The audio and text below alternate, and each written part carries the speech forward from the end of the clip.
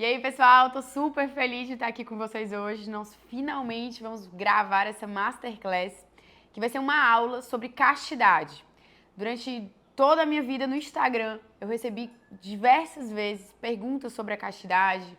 Então, de alguma forma, vocês nos expõem muitas dores nessa seara, e não é por menos, né? Justamente aquilo que as feministas chamam de a grande libertação da mulher, né? A revolução sexual, é o que, na verdade, tem nos escravizado, destruído as nossas famílias, destruído a nossa individualidade, a nossa psique, a nossa sanidade, né? A exploração sexual da mulher, a sexualidade voltada para o prazer ilícito, tem nos trazido muitas dores. E a castidade, né? Enfim, a luta pela castidade, os estudos sobre a castidade na minha vida não começaram agora com o Instagram. Durante muito tempo eu tive um apostolado, né? Eu trabalhava com a Crisma do Shalom, e aí nós tínhamos de 600 a 1.200 jovens por ano, e quem pregava o curso de sexualidade nesse retiro durante alguns anos, né, era eu. E aí nós fomos nos aprimorando, pegando todos os livros possíveis e imagináveis, todos os mestres da vida espiritual, tudo que os santos diziam. Então a gente foi fazendo um compilado para entender, para compreender a castidade. E mais importante do que somente entender, para convencer os jovens a viver essa experiência de pureza, de castidade, né, para que fosse resgatado essa defesa contra essa escravidão que a gente vai falar aqui para vocês hoje. Então a gente vai trazer todos os argumentos nessa masterclass. Então se você é mãe e está assistindo essa masterclass, anote tudo que eu vou te falar, né? Escute o que eu vou te dizer aqui hoje para você conseguir orientar a sua filha. Se você é uma jovem, né, abra o seu coração para o que eu vou falar aqui, porque todas essas realidades são muito importantes. E a castidade, né, a luta pela castidade, enfim, a campanha pela castidade, ela precisa ser um apostolado de todas nós, né, de mulher para mulher, sempre nessa perspectiva de libertação contra essa escravidão. Então nós precisamos ter na ponta da língua os nossos argumentos, para que nós consigamos pescar as mulheres que estão aí sofrendo, né? E durante a minha vida também, muitas vezes, eu vi situações de risco, meninas se colocando em situação de risco, porque acreditaram nessa propaganda de que a liberdade sexual, né, é uma via de felicidade, é uma via de realização. Não é isso que acontece na prática. Se você parar um pouquinho aí, escutar o teu coração, você vai ver que muitas vezes, quando você escutou esse canto de sereia, você você teve muitos problemas, você sentiu muitas dores, você acabou numa situação de tribulação, né? Então, vamos começar. Primeira coisa que eu quero conversar com vocês é a realidade do conceito de natureza, né? Todas as vezes que vão tentar nos convencer a escutar mais os nossos sentidos do que a nossa vontade, a nossa racionalidade, as pessoas vão dizer que nós somos da natureza, que nós somos naturais. É como se fosse uma psicologia russoniana que vai entrando ali na nossa cabeça, como se toda essa moral que nós construímos, a civilização, a sociedade, né, os conceitos de família, fossem, na verdade, as grandes prisões. Então, na verdade, o que é bom é a vida natural, é a vida do selvagem, é a vida dos animais. Então, esse conceito de natureza, que ele é pervertido. Então, quanto mais animais nós fôssemos, quanto mais asas a gente desse aos nossos instintos, mais felizes, mais realizados nós seríamos, né? O que acontece? Esse conceito de natureza humana, ele já é pervertido por si. Porque a natureza humana, existe um dado na natureza humana, que é um dado metafísico. É a alma, é o espírito, é a perspectiva de que nós somos filhos de Deus. Isso é uma realidade. E isso muda a concepção que nós temos. Nós não somos animais. A nossa natureza, nós somos mais naturais, naturalmente homens e mulheres, quanto mais próximos e configurados à pureza de Cristo nós somos. Nós temos na nossa vida rituais, nós temos realidades, né?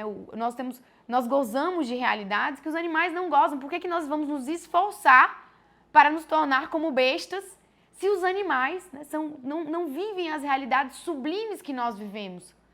Por que você vai defender um conceito de selvageria e de natureza, de viver conforme os instintos, se quando você olha para um animal, você percebe claramente que a vida dele é menor do que a sua?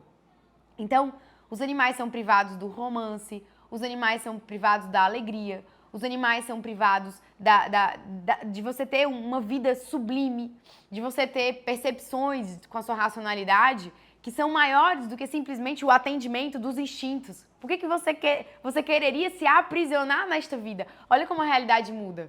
Né? Lá na sua escola estão falando para você que a prisão é o dogma da igreja, a igreja dogmática. Mas eu estou falando para você que prisão é viver como um animal que não tem escolha. Então, a primeira coisa, o conceito de natural, de natureza, né, de viver conforme a sua natureza, está deturpado. Natureza não é animalidade. A natureza humana é diferente da natureza dos animais, né?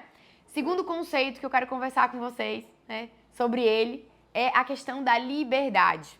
Quando a gente entra lá na escola, né, o professor de história vai começar a falar com a gente, olha, quem é católico, quem é da igreja, não é livre, precisa ter ali o checklist das regras.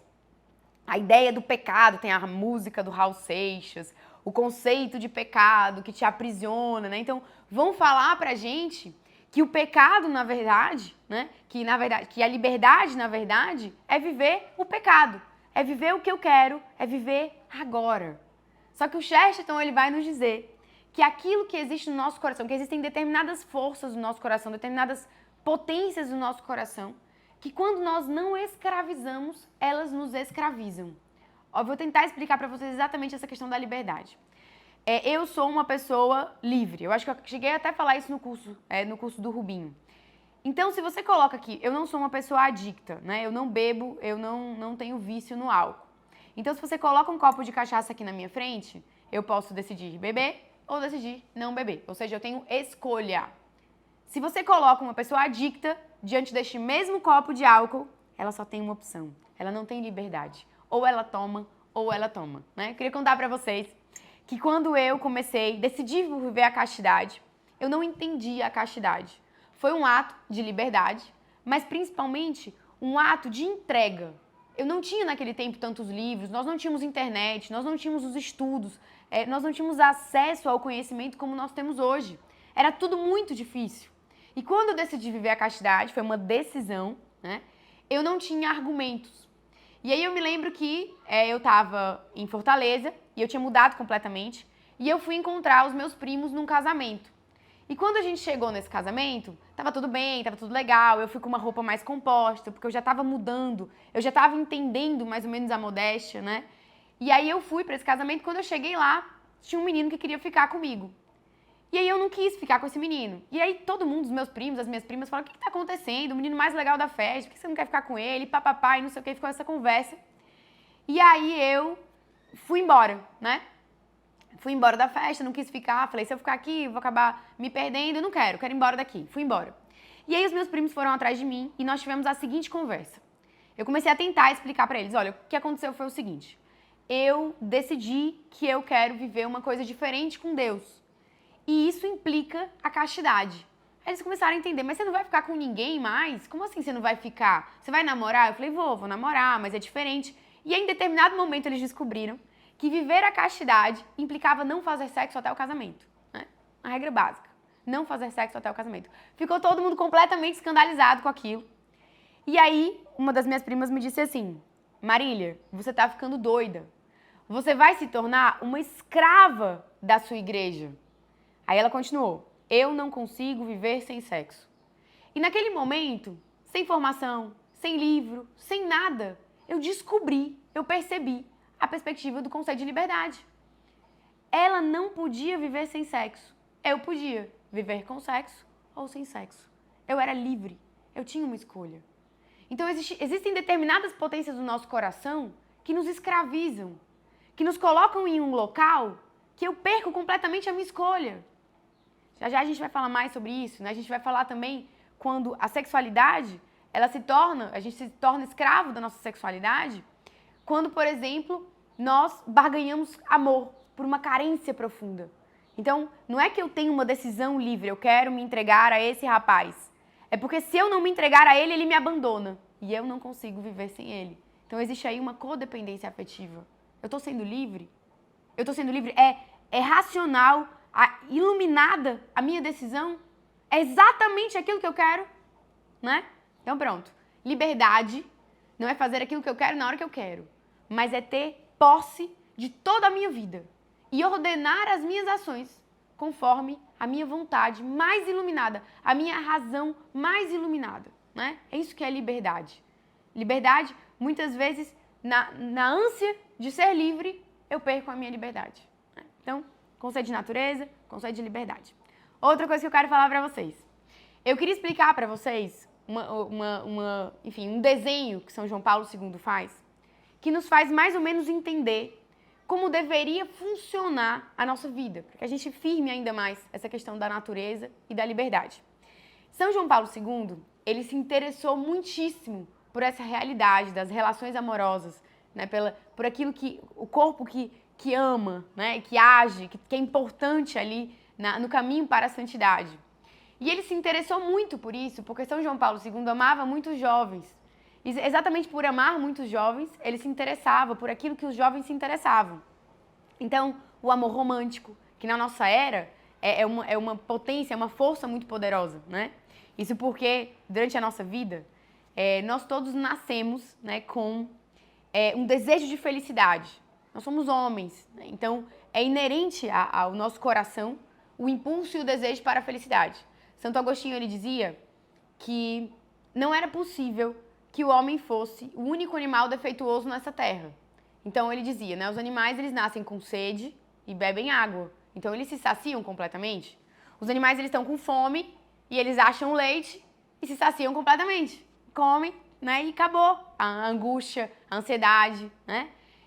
E os seres humanos eles entravam ali no cio, porque os animais eles só fazem a relação sexual no cio, diferente dos homens, né? Então nós temos mais relações sexuais do que os animais. Os animais só acasalam ali por oportunidade do cio, né? Na oportunidade do cio. Então, eles tinham o cio, tinham o coito ali e pronto, se saciavam, não queriam mais nada. O ser humano não. O ser humano ele estava sempre nessa ânsia, nesse desejo, nessa vontade, que ninguém sabe onde estava a correspondência dessa ansiedade. Santo Agostinho dizia, será que o homem é o único animal defeituoso? Será que ele veio com defeito? Não existe correspondente nessa terra que sacia o coração do homem. Então esse impulso de felicidade, esse desejo de felicidade é uma coisa inerente ao homem, normal dele, né? É um dado fundamental. Hoje a gente acha que quando a gente sente alguma tristeza, ansiedade, isso é uma doença, então eu tenho que tomar um remédio. Tudo bem, é importante tratar a depressão. Hoje em dia a gente tem uma pandemia de depressão. Mas entendam, o sofrimento ele é importante, ele é um dado importante da nossa natureza, da nossa vida, né? É o sofrimento que traz a contemplação da beleza, as melhores poesias, os maiores romances, né? Então, as músicas mais belas. Então, quanto mais homem eu for, talvez os sofrimentos façam mais parte da minha vida. Talvez eu me torne mais sensível.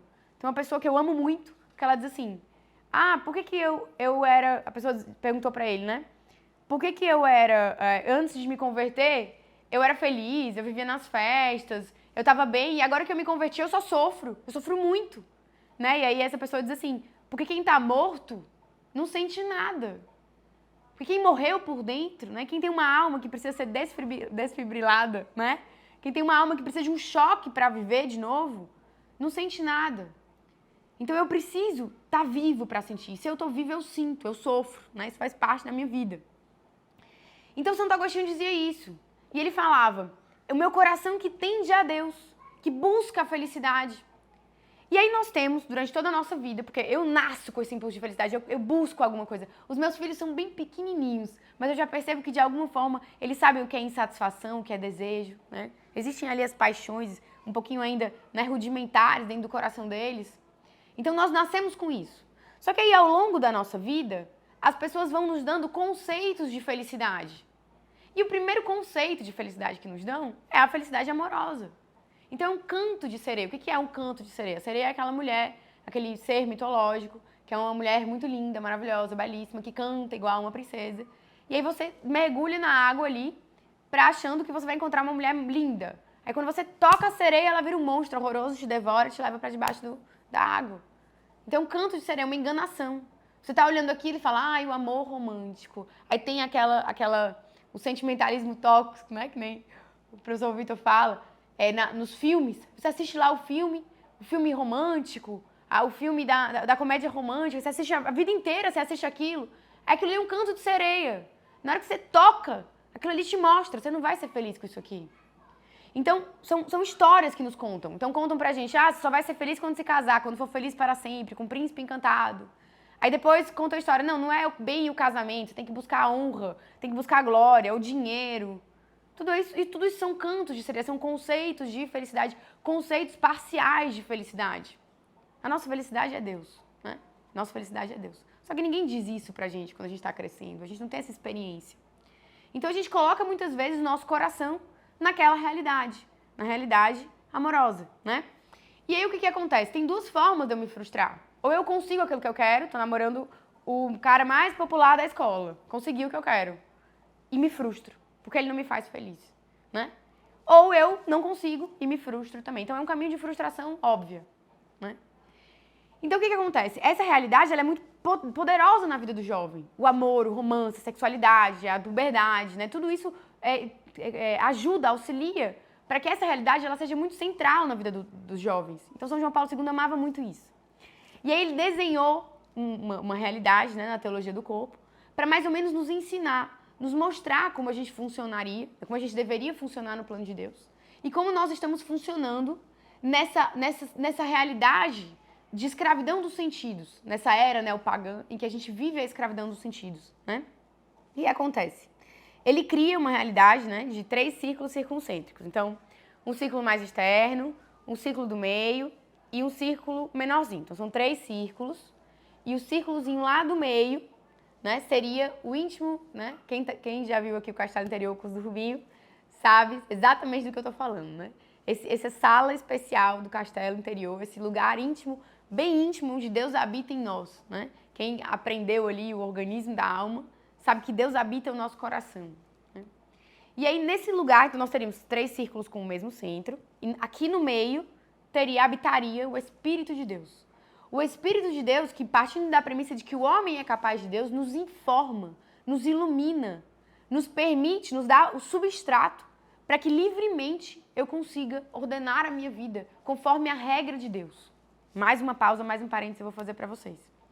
Quando as pessoas dizem que a nossa igreja é dogmática, que ela é cheia de regras, que ela é cheia de o que é pecado, o que não é, o que pode, o que não pode, elas têm uma visão errada sobre aquilo que a igreja nos diz. Quando a igreja nos coloca uma regra, quando ela nos pede uma determinada postura, ela não faz isso porque nós acreditamos que Deus é um demiurgo, é um Deus mau, é um Deus totalitário, né? É um Deus que diz assim, meu mundo, minhas regras. Então, eu ordeno aqui como é que vai ser. Então, se é meu mundo, eu digo, você pode usar verde, você pode usar azul. E a teleologia, a razão dessa regra é simplesmente a vontade do soberano, né? Não é assim a regra da igreja. As regras de Deus, as regras da nossa igreja, as normas da nossa igreja, né? O que pode, o que não pode, o que é lícito, o que é ilícito, elas são mais parecidas com as regras de um médico do que com as regras de um soberano, ditador, imperador, né? Ruim. Isso porque essas regras, elas nos curam. Então, por exemplo, quando você vai a um médico e fala assim, doutor, eu tô com dor de garganta. Aí ele diz assim, Marília, vou escrever aqui a prescrição pra você. Você vai tomar um antibiótico uma vez ao dia, durante 5 dias, naquela letra que ninguém entende, né? E você vai evitar a bebida, vai evitar, sei lá, poeira e vai evitar sereno. Então ele dá ali uma regra positiva e vai me dar ali uma regra negativa. Aí eu posso chegar e posso dizer assim, ó, esse médico é um dogmático, esse médico é um tirano, eu não vou obedecer a esse médico coisa nenhuma. Tá aqui a sua prescrição, vá-se embora, né? Se eu estiver fazendo isso, eu vou estar sendo louca. Eu vou estar sendo alguém que não compreende que aqueles medicamentos e aquelas proibições, aqueles mandamentos e aquelas proibições curam a minha garganta, curam o meu ser. Eu vou morrer se eu, provavelmente de infecção, né? Se eu não escutar o que aquele médico me diz. Então a igreja ela é muito mais médica do que tirana. Ela não é mais, ela é médica, não é tirana, né? Então, quando ela me traz a perspectiva da cura, ó, Marília, vive a tua castidade. É porque ela tem experiência de 2000 anos na humanidade, é porque ela tem experiência na revelação. Ela entendeu Deus e o homem. Quando ela fala, Marília, vive a castidade, é porque eu vou viver conforme aquele mandamento e o meu coração vai se tornar mais configurado a Cristo. E o meu coração, e eu não vou mais viver um pecado que tem como salário a morte. Então, a regra da igreja, escuta o que eu tô te falando. Se o teu professor de história fala o contrário do que eu tô falando, escuta o que eu tô te falando, me dá esse crédito. Quando a igreja te dá uma norma, ela te dá uma norma porque te conhece como ninguém te conhece. E ela te dá uma norma para que o teu coração seja curado, para que você seja livre da escravidão, né? Então, muito importante a gente entender isso. E aí, voltando, né, pra gente compreender aqui. Então, o Espírito de Deus, ele nos esclarece de alguma forma.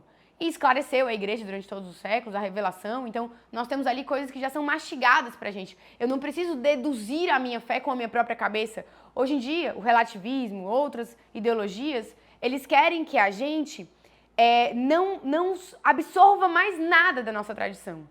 Então, durante os séculos, né, durante todo o tempo, nós fomos criando realidades. Então, tá aqui, ó, pra você, Marília. Isso Cristo nos revelou. Esta é a realidade que os padres da igreja nos trouxeram. Depois nós tivemos os exegetas, as pessoas que interpretaram a Bíblia. Depois nós tivemos os santos, a vida deles, os entendimentos, as compreensões, as orações. Toda uma civilização, uma religião inteira, uma catedral. E eles não querem. Eles querem que eu nasça e que eu deduza todas as outras coisas. Então eu não vou ter que estudar, eu preciso ficar pensando aqui no futuro. Então a gente só valoriza aquilo que é para o futuro, as inovações, a tecnologia. E eu perco essa tradição maravilhosa que vai me ensinar sobre maturidade, sobre vida, sobre santidade, né? Que vai me dar uma tradição, vai me colocar como se no ombro de um gigante. Não, eles querem que eu fique lá embaixo e deduza tudo com a minha própria cabeça, porque para eles isso é ser livre. Para eles não, quando eu penso com a minha própria cabeça, não escutei de outra pessoa, então eu sou completamente livre. Claro que não, você é ignorante e burro se você faz isso. Então eles querem nos roubar a tradição. Então, o Espírito de Deus nos ilumina, nos esclarece.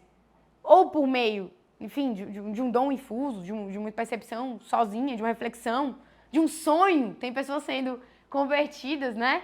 Nos lugares mais escondidos do mundo, lugares que são completamente, enfim, que estão dentro dos totalitarismos, de outras religiões. Tem pessoas que sozinhas, lugares onde a Bíblia é proibida, elas estão sonhando com Cristo e estão se convertendo. Então, ou por meio dessas realidades, ou por meio da minha própria percepção, né, do que a igreja me traz. E aí, nesse círculo mais mediano, eu tenho uma vontade mais alta, né? E no círculo ainda mais exterior, eu tenho uma vontade mais baixa. O que acontece? No nosso corpo, né, nós temos, eu não sei se vocês já perceberam, 2 tipos de vontades. Então, uma vontade mais elevada e uma vontade menos elevada. Então, eu vou dar um exemplo para vocês. A gente, às vezes, tá com vontade de comer, né? A gente quer comer, por exemplo, eu gosto muito de brigadeiro. Só que eu não posso comer brigadeiro, minha família inteira é diabética, eu tenho uma saúde horrível, e eu não posso estar comendo brigadeiro o tempo inteiro. Mas quando eu tô lá na festinha de aniversário e vem com aquele prato de brigadeiro, dentro do meu coração 2 vontades brigam. Eu quero comer o brigadeiro, né? E eu quero fazer a dieta. Então, existe uma vontade racional iluminada. Marília, é necessário que você cuide melhor da sua dieta, que você coma alimentos que sejam menos gostosos, mas mais nutritivos, que você, né, se abstenha ali daqueles doces, daqueles chocolates que foram feitos para explodir ali de sabor a sua boca, né? Então, existe uma vontade mais iluminada. E existe uma vontade mais baixa, que é a minha vontade imediata de pular em cima do brigadeiro e comer o brigadeiro. Então, existe uma vontade, 2 vontades dentro de mim, uma vontade iluminada e uma vontade mais racional e uma vontade mais baixa, né? E essas vontades, elas brigam dentro da gente. Então, seria dessa forma que nós seríamos constituídos. Uma vontade alta, o Espírito de Deus que habita em mim, uma vontade alta, uma vontade mais baixa. E como é que seria o funcionamento disso tudo? O Espírito de Deus que habita em mim, ele iria, né, ordenar a minha vontade alta. Ele me ordena, ele fala pra mim, Marília, olha, é importante que você viva a castidade. Já vou explicar pra vocês por que é importante que vocês vivam a castidade. Mas, Marília, é importante que você viva a castidade. E aí, com a minha vontade alta, eu determino, eu vou viver a castidade. Ponto final. Eu sou livre, eu vou viver a castidade. E aí eu ordeno o meu corpo que haja conforme a minha vontade mais alta, né? E submeto ali as minhas pulsões pontuais, as minhas pulsões, enfim, daqueles momentos ali que eu não quero fazer a minha vontade alta, eu quero fazer a minha vontade baixa. E aí, o que acontece? Isso daí seria a forma ideal de funcionamento do nosso corpo, da nossa vida, né? O Espírito de Deus ilumina a minha psique, que ordena o meu corpo e tudo funciona muito bem. E eu sou alguém, né? livre. Só que nós vivemos na sociedade do hedonismo. Nós vivemos num momento em que existe uma espécie de engenharia dos instintos. Então, historicamente, nós poderíamos falar sobre isso daqui, né? Durante horas, nós passamos por um processo em que nós expurgamos as raízes religiosas da nossa sociedade e nós começamos a viver uma completa desconstrução, né, de tudo que nós havíamos construído em matéria de maturidade, em matéria de família, em matéria de ordenação das paixões, em matéria de alto rendimento, por que não, né? Hoje em dia o Instagram tá bombando aí de alto rendimento, mas nós falávamos desse alto rendimento com outras palavras durante séculos dentro da nossa igreja. Como é que eu vou melhorar a minha vida intelectual? Como é que eu vou melhorar a minha presença no meu apostolado? Todo mestre de oração fala disso, né? Então, quando a gente pega essa perspectiva, né, e o mundo inteiro começa a querer jogar fora isso, não sei se de maneira ordenada ou de maneira orquestrada ou não, né, nós começamos a viver um tempo em que começam a panfletar a vivência da nossa vida, né, com a observância apenas dos nossos sentidos. Então, a educação das crianças é atingida, as escolas, né, o que é pregado nas escolas é atingido, a forma como nós nos relacionamos, tudo, a revolução sexual vem, né? E todas essas realidades, o católico passa a ser o chato, aquilo que eu devo ter deixado no passado, a história é contada, começa a ser contada às avessas, né? Então a Idade Média, tudo que vem da Idade Média, tudo que vem da igreja é ruim, vai te matar, vai te enlouquecer, né? Nós ouvimos todas essas realidades. A psicologia freudiana traz a ideia do exoesqueleto social, a gente tem Sartre, a gente tem um mundo de pessoas que se colocam ali contra aquilo que a igreja falava há tantos anos. E aí o que acontece?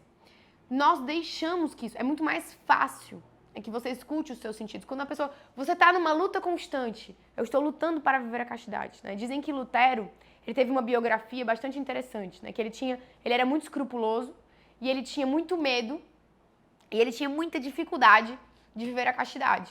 Ele tinha muita dificuldade de viver a castidade. E quando ele rompe com a igreja, né, quando há aquele rompimento, eles passam, então, a combater o celibato. Então, eu tenho a oportunidade de criar uma justificativa mental para acabar com a minha luta. Eu estou lutando. Eu não vou mentir para vocês, a castidade é uma luta. Ela é uma luta. Existe um esforço por toda a nossa vida para que a gente se mantenha casto. Então, na hora que eu estou aqui e vem uma doutrina, uma teoria, né, travestida ali de intelectualismo, de realidades brilhantes, de modernismo, de futuro, me dizer que eu posso parar de lutar, eu que estou cansado, eu que estou exausto, eu que estou ali na minha luta diária, é muito fácil que eu desça da minha cruz. Então, todas essas teorias invadiram o nosso mundo e mudaram os nossos costumes. Houve uma mudança, uma revolução de costumes, né? Tudo foi virar de ponta cabeça, porque eles queriam justamente atingir essas bases. Se eu disser que isso foi orquestrado, eu consigo explicar por quê. Porque é, obviamente, um ser humano firmado e formado na castidade, na maturidade, na virtude, na fortaleza, né, nas virtudes, em todas as realidades, né, que a nossa igreja nos prega, ele se torna alguém inamovível. Ele é uma pedra no sapato de qualquer pessoa que queira controlar a sociedade. Então eu vou te mostrar aqui, né? Então a gente tem o Whindersson Nunes. Me bota aí pra viralizar no YouTube falando mal do Whindersson Nunes, né? A gente tem o Whindersson Nunes e a gente tem Santo Estevão. Então prestem atenção. Quanto mais virtude eu tenho, o Whindersson Nunes foi eleito recentemente o jovem mais influente do Brasil. Tudo que ele faz, tudo que ele vende, as pessoas compram, as pessoas seguem, as pessoas querem ser como eles, as pessoas admiram o Whindersson Nunes. Né? Aí você tem o Whindersson Nunes e você tem Santo Estevão. Santo Estevão foi um jovem que ameaçaram tirar qualquer coisa dele, ofereceram 1000 coisas pra ele, ó. Você vai ser rico, você vai ter poder, você vai ter mulheres, você vai ter isso. Nega a tua fé. Ele disse, não vou, não quero, né? Não, então a gente vai tirar a tua vida, a gente vai acabar com você. Não, então a gente vai te fazer sofrer, a gente vai te torturar. É isso que é um Marte. Um Marte é uma pessoa que tem um dom da fortaleza tão gigantesco, uma convicção tão perfeita, que ele não se move. Você fica irritado, você grita. Santa Catarina de Alexandria diante do imperador. O imperador irritado, ele estava sendo humilhado diante daquela mulher. Ele queria que aquela mulher mudasse de opinião, ele precisava submeter aquela mulher, ele era o homem mais poderoso do mundo. Todas as coisas da terra ele tinha na mão para oferecer para Santa Catarina de Alexandria. E ela não cede nem a pau.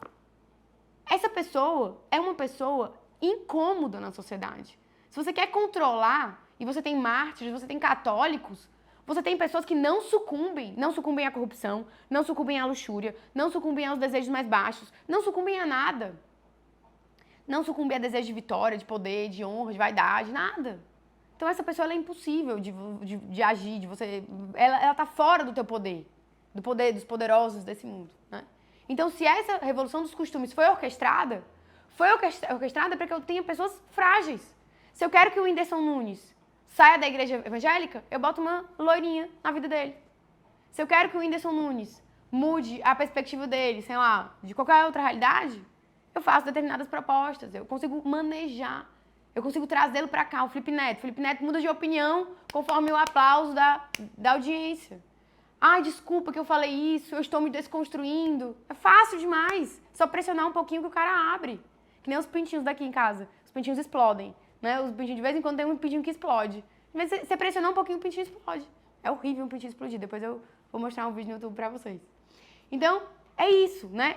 Se tem alguém que quer controlar a nossa sociedade, é por causa disso. Porque um indivíduo que cede aos instintos o tempo inteiro, é muito fácil. Uma pessoa que não tem controle, não, se eu botar um brigadeiro, eu como. Se você colocar uma mulher aqui, eu adultério. Se você colocar um dinheirinho aqui, eu roubo. Se você oferecer um dinheiro a mais, eu corrompo meus valores. É muito fácil, né? Então, o que acontece? Essa engenharia dos sentidos começou, atingiu a pedagogia, atingiu a literatura, atingiu tudo. A forma como a gente conta a vida através do cinema, né? E aí, o que aconteceu? O mecanismo, que era o Espírito de Deus, ordena a minha vontade alta, que ordena a minha vontade mais baixa, ficou bagunçado. O que aconteceu? A minha vontade mais baixa, ela se tornou soberana da minha vida. Então, agora, eu chego para a pessoa e digo assim, ó, aquela mulher lá do Altas Horas, né? A Laura Miller. O pessoal, os jovens perguntavam as coisas para ela dizia assim, ah, fulana, Laura Miller, eu posso dormir com vários homens ao mesmo tempo? Olha, se você se proteger, é sempre a saúde. A saúde para eles é um valor absurdo, porque quem é escravo dos sentidos tem medo da doença, tem medo de morrer, tem medo de tudo, né? Tem até uma pessoa, enfim, um escritor que narra, né, a morte dos grandes ditadores dessa terra, né, das pessoas que acho que era o Fidel, né, que diz que morreu e morreu gritando, não me deixe morrer, tem muito medo da morte. O Rubinho que estuda muito isso. E aí o que acontece? Quando a gente vê, e aí, então, essa realidade, né, as nossas vontades mais baixas se tornaram muito grandes, nos escravizaram de alguma forma. Então, as crianças nasciam e elas podiam ficar no videogame. O videogame é o quê? Dopamina, escravidão dos sentidos. Aí, depois do videogame, ela ia pro desenho. Dopamina, distração, escravidão dos sentidos. Depois, ela ia comer um prato de miojo com salsicha. Dopamina, sabor, gula, escravidão dos sentidos. Depois, ela cresce um pouquinho e fala, ai, filho, vamos conversar sobre masturbação, que tá na hora. Vocês já viram essa aula de educação sexual? Eu tive essa aula de educação sexual na 4ª série, num colégio muito famoso de Fortaleza. Tive essa aula sobre como se masturbar na 4ª série. Na 4ª série. Isso é o quê? Quantos anos? 20 anos atrás? Então eles começam, agora você vai masturbar, antes de dormir você vai masturbar, né? Pra você se sentir bem. Aí isso aí vai conhecer o seu corpo, a historinha que ele conta, né? E aí depois de um tempo eles falam, ó, primeiro a gente precisa aqui, através de uma educação sexual, ensinar as meninas tudo, a gente precisa falar abertamente sobre tudo, porque se a gente deixar no mistério, elas vão querer descobrir sozinhas. E se elas quiserem descobrir sozinhas, elas vão descobrir da maneira errada e vão engravidar. Porque gravidez é a pior coisa que pode acontecer na vida de uma menina, né? Então, com essa historinha, a gente foi imerso, a gente foi criado. Eu e você. Nós somos criados, imergidos na escravidão dos sentidos. Na ditadura da escravidão dos sentidos. O que aconteceu? Essa vontade soberana, ela tornou a minha vontade iluminada muito fraquinha. Então, na guerra entre a minha vontade de comer o brigadeiro e não comer, a minha vontade iluminada, ela vai sucumbir. Mas nós somos seres humanos e nós temos um mecanismo de defesa do ego que nós não conseguimos viver essa dicotomia entre a minha ação e aquilo que eu penso, aquilo que eu racionalmente vivo. Então, eu não consigo estar aqui comendo rios de brigadeiro e pensando, eu sou uma droga de pessoa, porque não era pra eu estar comendo brigadeiro. Eu estou dormindo aqui com uma prostituta e eu estou pensando aqui, eu sou um crápula. Eu estou usando essa filha de Deus aqui pro meu prazer venal, cuspindo na cara dela depois que eu saio daqui, abandonando ela com um pouquinho de dinheiro. Eu não consigo pensar assim. Eu preciso, então, criar justificativas às minhas ações. Então, a minha vontade baixa sucumbe e depois enfim, da decadência da minha vontade baixa, do enfraquecimento completo da minha vontade mais alta, da minha vontade racional, da minha racionalidade, a perda das capacidades intelectivas, a minha vida intelectual que foi esvaziada, eu não tenho mais vida de oração, eu não tenho mais formação, eu não tenho nada. Eu sou praticamente uma besta, né? Eu preciso criar justificativas. E toda a ciência moderna, toda a conversa de GNT moderna, que a gente está usando muito no nosso Instagram, né? É tudo baseado nisso. Justificar os impulsos e as paixões da minha vontade mais baixa. Então eu crio um mecanismo teórico perfeito para justificar que eu posso dormir com a minha namorada. Minha namorada tá ali, mas é minha namorada. Mas eu amo. Qual a diferença? Que bobagem, vocês são muito dogmáticos, vocês são muito chatos. Eu preciso entender, a gente precisa viver isso daqui pra gente saber, porque depois a gente vai casar e não vai ser bom e a gente vai ter problema sexual. Olha a conversinha que você começa. Eu preciso me descobrir, porque o meu desejo sexual é uma coisa natural. E eu preciso me descobrir nesse desejo sexual para que eu seja completamente livre e viva grandes experiências. Tudo para eles é experiências, porque eles não têm sentido. Não tem sentido, não tem finalidade a vida deles, não tem eternidade. Então tem que viver o agora, a experiência, viver experiências. E aí quando para de viver experiência, eu no colégio eu dizia assim pros meus amigos, César, você tá nesse relacionamento aqui, mas se você ficar tetraplégico? Não, aí eu me mato e termino o namoro. Era a resposta que eu recebi dos meus amigos. Eu me mato e termino o namoro. Por quê? Porque sofrer nessa vida não vale a pena. Essa vida não tem nenhum sentido para além de sentir prazer e ter experiências. Então eu crio uma série de justificativas para poder submeter completamente as minhas vontades baixas e eu preciso expurgar Deus da minha vida. Se eu não expurgar Deus da minha vida, eu me torno louco. Porque a presença de Deus, ela me constrange completamente. A castidade de Deus, a pureza de Cristo, a experiência de oração, ela constrange o meu coração. Não é possível que eu viva na esbórnia, não é possível que eu frequente uns cabarés da vida e depois olhe para a face de Deus, puro e casto. O meu coração colapsa, né? Buga. Então eu preciso expurgar. Aí não existe esse negócio, meu filho tá aqui, tá dormindo com a namorada, eu tô aplaudindo, mas ele é coroinha da igreja. Vixe. Ou ele vai criar um espantalho de Deus, uma simulação de Deus, ou ele vai expurgar Deus da vida dele mais cedo ou mais tarde. O mais rápido possível, né? Pode até viver ali uma religiosidadezinha sentimentalista, fraca, falsa. Vai começar a se relacionar com Deus de uma maneira corrupta, né? Então é isso, é isso. Então o que nós precisamos fazer então? Nós precisamos primeiro ter convicção da castidade. E então, nós vamos fazer com que esse mecanismo volte a funcionar bem. E aí depois eu vou dar para vocês todas as dicas, tudo que eu tenho para falar para vocês sobre isso, né? Então, o que a gente vai precisar? A gente vai precisar, de alguma forma, fazer com que essa minha vontade baixa volte para o lugar dela. A minha vontade alta se torne soberana e o Espírito de Deus volte a iluminar a minha vida, né? Como a gente vai fazer isso? Aí é a história para 5 horas de aula, né? Enfim, a gente tem todo o Castelo Interior aí, que é um curso que a gente criou para vocês, que vai explicar todos os mecanismos da estrada da santidade, os degraus de santidade, né? Explicar o que a gente vai fazer, o que a gente vai começar a fazer na nossa vida para recuperar a nossa alma. Mas, obviamente, essa Masterclass eu vou falar bastante coisa, eu vou ajudar vocês de alguma forma. Então, eu vou precisar fazer com que esse mecanismo, ele se reordene, né? E aí, de uma maneira simples, a primeira coisa que eu preciso, nós trabalhamos muito com a questão das convicções. Então, nós somos seres inteligentes, nós temos memória. E nós temos também imaginação. A minha memória, a minha inteligência e a minha imaginação, né? Elas precisam cooperar com aquilo que eu quero construir na minha vida. Então, as convicções, elas são importantes, né? Então, se eu sou uma pessoa que eu não estudo, que eu não tenho vida intelectual, que eu não tenho vida de oração, que eu vivo, né, eu vivo sempre pertinho do perigo. Quem vive no perigo, nele perece.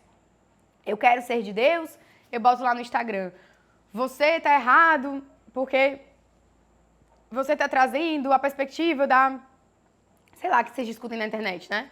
Essa menina tá errada porque ela tá falando de castidade, mas em compensação tá falando contra a castidade, mas em compensação eu tô o dia inteiro assistindo série do Netflix, né? Eu tô o dia inteiro escutando aquela cartilha. Essa é a coisa mais complicada da nossa história. Por quê? Da nossa história moderna. Porque as pessoas sabem, o mundo inteiro sabe, que a formação do imaginário, da imaginação, da memória, é uma das coisas mais importantes e uma das formas mais eficazes de você controlar as pessoas, né? Então, hoje a gente está aí no marketing, estudando o bom marketing, né? O marketing branco. Como é que a gente vai trazer as pessoas, como é que a gente vai expor a verdade, como é que a gente vai criar histórias para que as pessoas se interessem novamente pela vida intelectual. Mas esse mesmo marketing é muito mais desenvolvido do outro lado, a ponto de ser capaz de fazer as pessoas comprarem um saco de lixo por 12 mil reais. A ponto de fazer as pessoas se endividarem completamente, né, por bens de luxo, tentando comprar a felicidade de alguma forma, né? Enfim. Dizem que a gente que vende o céu, eles que vendem a felicidade ali por bens materiais, a sociedade extremamente consumista, isso é um dado da nossa história, do nosso mundo, né? Que já está mudando, nosso mundo já está mudando, a gente não sabe como é que vai ser daqui para frente. Mas assim, as pessoas são controladas. E aí o que acontece? A gente precisa das nossas ideias, das nossas convicções muito bem firmadas na nossa cabeça. A gente precisa saber entender a castidade. O que é a castidade? Né? A castidade, dentro da perspectiva, de uma maneira bem concreta, né? Falando especificamente da questão das relações sexuais, é inicialmente, né, ela tem um lado negativo e um lado positivo, mas inicialmente essa proibição da gente ter o prazer venéreo ilícito, né, antes do casamento, o prazer ilícito antes do casamento. Então, quando Deus ele cria essa realidade do sexo, ele cria como uma realidade sublime, né? Ele cria como uma realidade que vai fazer com que o homem, imagem e semelhança, participe com ele do milagre da cocriação. Então, o sexo dentro da Igreja Católica, ele tem duas grandes funções. Ele tem uma função unitiva, ele tem uma função procriativa. Então, hoje uma moça veio conversar comigo, dizendo que não se sentia mais, estava fazendo espaçamento pelo Billings, mas não conseguia, né, se deitar com o marido, por causa disso, por causa daquilo outro. Então, por quê? Porque no coração das pessoas, na cabeça das pessoas, o sexo, ele só tem, muitas vezes, das pessoas escrupulosas, ele só tem função procriativa. Então, se eu não estou completamente aberta à vida, né, fazendo sexo no meu período fértil, né, no cio, né, dos animais, eu não deveria, então, ter aquela relação. Pelo amor de Deus, isso é um absurdo. O sexo tem essas duas funções. A união, né, de dois corpos, ele simboliza, ele tem um símbolo também, né, que é simbolicamente, né, ele traz a perspectiva da união perfeita. Então, é o mais próximo que duas pessoas podem estar uma da outra. Então, ele simboliza essa união perfeita entre homem e mulher, dessa realidade relacional, né, trinitária, a trindade é relacional. Então, esse amor entre homem e mulher não é um amor escuso, não é um amor que foi criado pela humanidade para se distrair de Deus, né? Isso porque, quando nosso Senhor Jesus Cristo eleva o matrimônio ao status de sacramento, ele se coloca nessa relação. Então, nós não nos perdemos quando nós amamos. Pelo contrário, né? Um dos mandamentos mais importantes da igreja, o mandamento máximo, é a perspectiva do amor. Porque nós somos a imagem e semelhança de Cristo. Nós somos imagem e semelhança de Deus. Nós estamos nos configurando ao nosso Senhor Jesus Cristo no nosso caminho. Existe a relação humana, ela é muito importante. Nós não somos epicuristas, nós não somos estoicos, nós estamos ali no meio, né? Então, para Deus, a sagrada família, Deus quis ter uma mãe, quis ter um pai. Coisa absurda, né? Para os muçulmanos isso é um escândalo. Mas as realidades humanas, o amor humano não é do mundo, ele é da igreja, ele é de Cristo, ele é de Deus, né? Então, essas realidades são realidades que foram compreendidas, né, ao longo da igreja, aprofundadas ao longo da igreja, como cerne das nossas vocações, como motor fundamental. A nossa igreja chama as nossas famílias de fábrica de santos. E esses santos, eles são formados, não pela regra dura, mas pelo amor devotado do pai e da mãe, do pai pela mãe, da mãe pelo pai, da trindade, do amor fecundo, que não gera só na carne, mas gera também no espírito, na educação, no amor, na moralidade, na mímese, na imitação do amor. Então, essa realidade da sexualidade, ela não é espúria, ela não é ilícita, ela não é obscena, ela não é baixa. Pelo contrário, ela é nossa. Não é que o sexo é do mundo e os católicos lá vivem total abstêmios de tudo aquilo. Não é um absurdo isso. A sexualidade é nossa. Deus permite o sexo das prostitutas porque permite. Mas aquela relação ali, ele permite esse prazer, ele é um presente para os homens. Mas um presente para os homens para ser bem vivido. Ele tem um local, ele tem uma cama, ele tem um leito. Esse leito é o leito matrimonial, né? Ah, Marília, mas tudo bem, os homens fazem de qualquer jeito. Fazem de qualquer jeito, mas não fazem de maneira completa. Porque nós não somos. A divisão entre corpo e alma, né? Nossa, ela é meramente pedagógica, pra gente entender. Que alma, o corpo, blá, blá, blá, não sei o quê. Mas essa divisão, ela é meramente pedagógica, ela não existe. Não existe nada que toque o meu corpo que não toque a minha alma. O meu corpo, a gente vai ver na psicologia das paixões, que existem realidades, as paixões justamente, né, que são diferentes dos sentimentos, são diferentes dos afetos, são diferentes dos humores, são diferentes, né, de outras realidades. As paixões, elas são paixões porque elas afetam o meu corpo.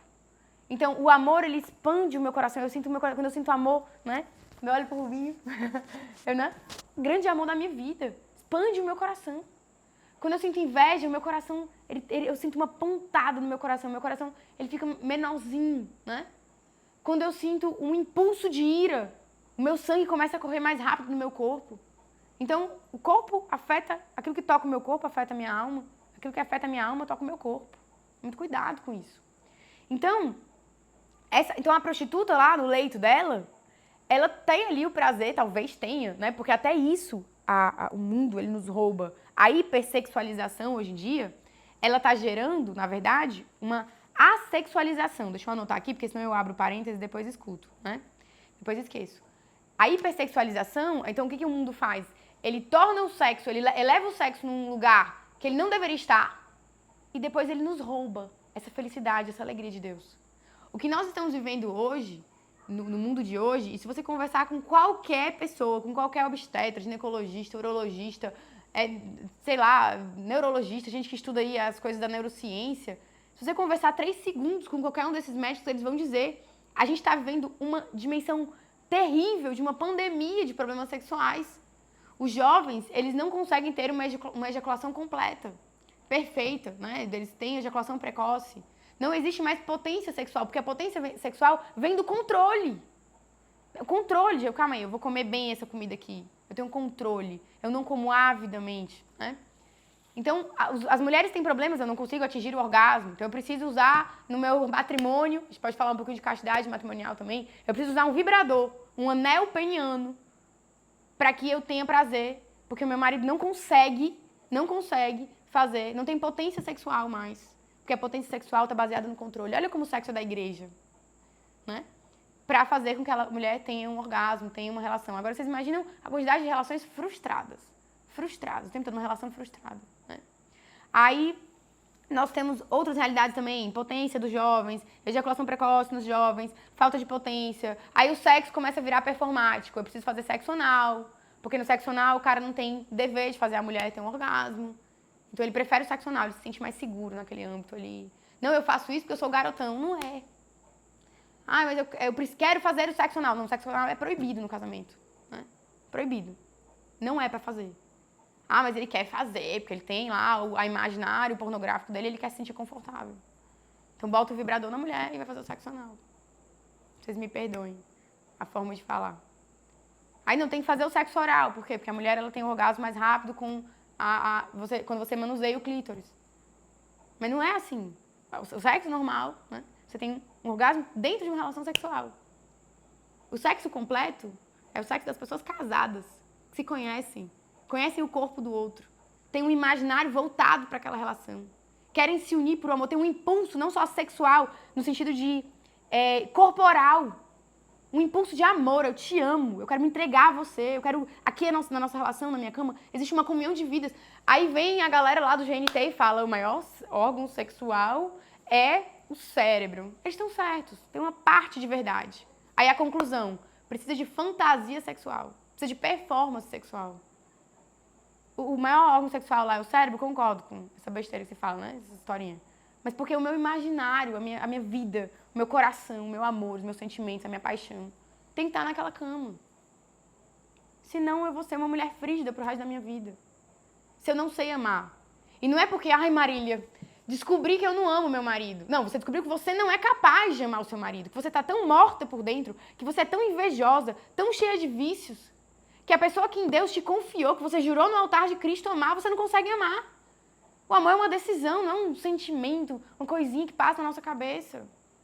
Se você não consegue sentir prazer com seu marido na cama, se você não consegue amar o seu marido na cama, você tá com problemas de não conseguir amar. Tem que mudar isso, né? Então vamos lá. O que mais que eu posso falar pra vocês? Então, A relação sexual, o sexo das prostitutas, graças a Deus que eu anotei. O sexo das prostitutas, ele é parecido com o sexo da mulher casada. Em partes, né? Mas, quando você olha a relação global, inteira daquilo ali, então, o que é o sexo? É a união de dois corpos anteriormente unidos em uma só carne, no matrimônio, no sacramento do matrimônio, né? Uma união entre duas pessoas. E essa união, ela é física, psíquica, espiritual. Ela é uma união de vidas, uma união social. Ela é uma união completa. Quando eu me deito com meu marido, com ele na cama, aquela relação, ela simboliza. Ela simboliza uma entrega que existe na vida real. O Rubinho tem acesso às minhas contas, ao meu WhatsApp. Se quiser abrir meu WhatsApp agora, ele abre. Ele tem acesso às minhas decisões. Quando eu decido alguma coisa, eu decido com o meu marido. Eu decido com o Rubinho. Rubinho, eu vou ou não terminar o doutorado? Amor, a gente tem isso, a gente tem aquilo. Nós conversamos, nós temos comunhão de vida. Nós compartilhamos o mesmo amor violentíssimo pelos nossos filhos. Eu simbolizo aquela entrega. Quando eu me deito com meu marido, eu me entrego a ele. Existe um símbolo de uma entrega, de uma união verdadeira que acontece no âmbito espiritual, psíquico, social, tudo. É uma relação completa. A relação da prostituta com o adúltero, ela é só carnal. Ela simboliza uma mentira, ela é uma ficção. Não existe entrega. Os corpos se tocam, as almas se odeiam, a psique tem nojo um do outro. Socialmente, aquilo ali é espúrio. Tem que ser feito no escurinho de um motel barato. Né? O que é lícito, o que é bonito, não precisa dessa bobagem. Né? Nós temos pudor dentro de casa, obviamente. Mas eu não preciso ter vergonha de falar para vocês que eu e meu marido temos uma vida sexual normal, abençoada por Deus. Não tenho vergonha de dizer isso. Um adúltero tem. Ele não pode proclamar a prostituta, levar a prostituta para um salão de baile, para um restaurante. Ele sabe que aquilo é errado, né? Então, o que acontece? Essa relação sexual, ela é completa. Então, o gozo perfeito da castidade, ele só vai acontecer neste momento. Então, você perde. Você vive uma vida de ficção. E, além disso, você vai, obviamente, se tornando escravo dos seus sentidos. Existe um argumento sobre a castidade que eu queria contar pra vocês, que eu usava muito quando as meninas tinham pai, né? Quando as meninas tinham pai, a gente falava sobre isso e elas meio que compreendiam essa realidade da proteção e do cuidado de Deus com as meninas, né? Mas hoje em dia a gente fala isso e ninguém entende, porque não existe mais um imaginário formado, porque a paternidade é tão ausente que a gente não compreende isso, né? Mas outra convicção que eu posso dar pra vocês em relação à castidade é justamente essa ideia, né? Que tá lá acho que é em Oséias que tá, né? A história, né, de Deus, a perspectiva de que Deus nos ama tanto, nós temos um pai amoroso, amável, e que a prostituição do nosso corpo, da nossa vida, ofendem profundamente esse Deus. Então tem aquela história, né, de Deus. Existe um espetáculo que normalmente eles passam em Fortaleza, chama Perfeição, da comunidade católica Shalom, que conta essa história. Muito bonito, um espetáculo muito legal. Então é a história desse cara, né? Eu acho que é sobre isso. Ah, não. É outra história. Então, ele pega essa mulher, né? Ele pega essa mulher, enfim, muito pobrezinha, muito fraquinha, muito feinha, né? E ele vai cuidando dessa mulher, ele se torna linda. Ele bota perfume nela, bota joia, o cabelo penteado, ela fica linda, ela cresce, linda, maravilhosa. É o amor, aquela menina é o amor do coração de Deus, ela é o amor do coração do seu pai. E aí ela vai e se entrega aos quartéis. E aí ele vai chorar ali porque ela tá entregue aos quartéis. Então, essa perspectiva, e esse argumento nem nos convence mais, né? Porque nós não sabemos o que é a dor de um pai ao olhar uma filha se prostituir, né? A música do Cartola, né? Preste atenção, querida, né? Em cada morto encontrará só o cinismo, quando notares estás à beira do abismo que cavastes com teus pés. O Cartola escreve essa música porque a filha dele vai ser prostituta, né? Então, desculpa a cantoria desafinada, né? Mas essa dor a gente nem entende mais. Mas se a gente quiser, se você tiver um pai, se você entender essa dor de um pai, acorde esse imaginário, essa convicção do seu coração. Deus é um pai que me ama, Ele quer me levar ao altar, Ele quer me dar a vivência perfeita das minhas relações, né? Pronto, primeiras convicções, né, sobre por que eu quero viver o matrimônio. Porque eu quero viver o matrimônio de uma relação plena, eu quero viver o meu matrimônio conforme Deus sonhou, eu quero viver essa realidade de uma maneira verdadeira. Eu quero que a minha relação sexual ela não seja simbólica, ela não seja fictícia, mas ela seja simbólica. São algumas convicções que podem nos salvar. Outras realidades importantes que eu quero falar para vocês. A vivência da castidade, né? A entrega à luxúria, né? Então, quando a gente se entrega completamente, a gente entra na seara da escravidão desse vício, nós temos ali, chama-se vício capital, porque ele é um vício cabeça. Ele é mãe, ele dá à luz a muitos filhos, né? Ele vai parir muitos filhos. Então, é um vício que ele não fica na porta da alma. Ele adentra e ele se espalha, né? Que nem a simbiose do Homem-Aranha, né? Ele vai tomar o seu coração inteiro de trevas. Porque justamente o contrário disso, né? A vida de temperança, a vida espiritual, ela vai nos salvar, né? Ela vai nos levar a um outro patamar de inteligência, de capacidade, de razão, de oração. Então, a luxúria, ela tem essa capacidade de nos cegar espiritualmente, né? E aí, sobre isso, eu gostaria de falar com vocês, né? Sobre essa questão de viver entregue às paixões e as consequências dessas realidades na nossa alma, né? A primeira coisa que eu quero falar para vocês é que a vida fora da temperança, né, a vida fora da virtude, ela é uma vida muito semelhante, e talvez isso também tenha nos trazido a perspectiva de que hoje nós somos adolescentes tardios, todos nós somos adolescentes tardios, né? Porque nós começamos a lidar, né? Quando nós vivemos na seara da luxúria, né, sob ali a ditadura da luxúria, nós começamos a lidar conosco mesmo como se nós fôssemos, a nossa vontade, fosse uma criancinha mimada. Eu não sei se vocês já tiveram a oportunidade de enxergar uma criança fazendo birra. Uma criança quando ela está muito cansada, quando ela está com fome, quando ela quer muitas coisas, né? Você chega para ela e diz assim, a caneta estourou aqui na minha mão. Você diz assim, que você vai pegar? Tem que jogar no lixo para não manchar o sofá. Então você começa a falar assim, ó. Filho, o que você quer? Mãe, eu quero chocolate. Aí se você for tonta e falar, tá aqui o chocolate, aí a criança fala, continua chorando. O que você quer agora? Não, eu quero o brinquedo. Você vai dar o brinquedo. O que você quer agora? Não, eu quero entrar em casa e fazer não sei o quê. Então, ela tá sempre demandando. Quem é Deus não basta, né? Nada basta. Então, se Deus não te basta, você tá sempre fazendo solicitações. E como esses pecados, o núcleo desses pecados, ele não tem capacidade de satisfazer o nosso coração. Então, por exemplo, num relacionamento, que eu me volto para o meu marido e o meu marido se volta para mim. E nesse escondimento, né, nessa relação, nós encontramos a Deus porque Cristo se colocou no nosso relacionamento, porque Ele elevou ali o nosso relacionamento a uma realidade, né, em que nós não mais nos distraímos ou nos perdemos com o amor, mas que a nossa vida de santidade é potencializada, porque percebam, se Cristo não tivesse se colocado no matrimônio, o matrimônio nos roubaria completamente de Deus. Porque o amor que nós devemos a Cristo, ele é tão exigente, é tão importante que essa vinculação a Cristo seja tão profunda, né, que dificilmente nós conseguiríamos amar outra pessoa. Então, a exigência desse amor esponsal, ela é muito grande. Mas, se não houvessem famílias, num amor violento, intenso, sincero, devotado, né, verdadeiro, nós não teríamos a geração de cristãos. Então, as famílias são muito importantes para a igreja, para a construção do reinado de Cristo. Não é que elas são muito importantes, elas são fundamentais, né? É muito fácil você ler biografias de homens que foram grandiosos, né, mas que tiveram filhos insignificantes. É normal. O homem, ele se realiza para fora. Mas é raríssimo você encontrar a biografia verdadeiramente feliz e satisfatória de uma mulher que ela não tenha filhos gigantescos, né? Então, a mulher, ela tem essa capacidade. Então, as igrejas, as famílias, elas são igrejas domésticas. Mas, se Cristo falasse, ó, tá bom, vocês vão me amar, vem cá, apóstolos. Vocês vão me amar de maneira esponsal. Galera celibatária aqui é só minha. Vocês vão ser levados como num elevador para o céu. Vocês são meus, eu sou de vocês, eu sou a verdadeira felicidade.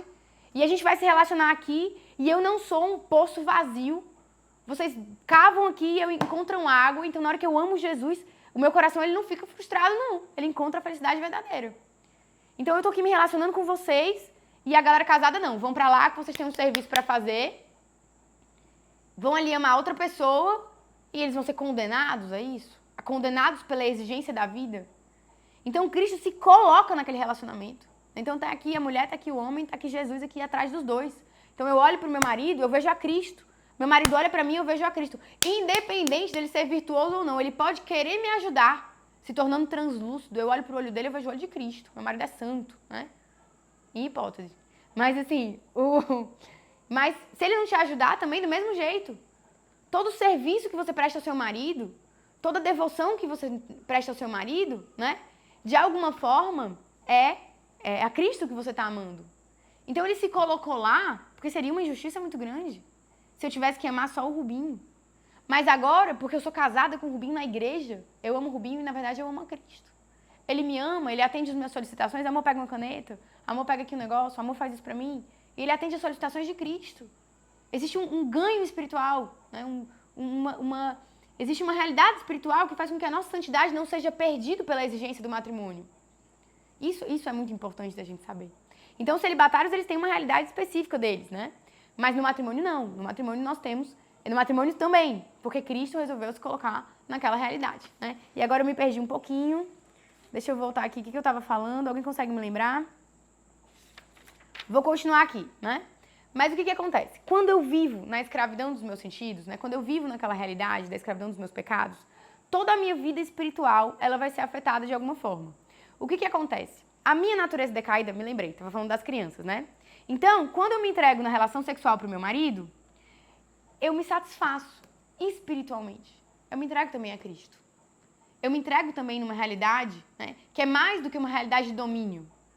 Mas quando uma pessoa, ela traz essa realidade, né, quando ela se entrega para uma prostituta, quando ela se entrega para um namorozinho bonitinho, engraçadinho, mas fora do casamento, ela tem aquela relação sexual, só que o coração dela não é satisfeito.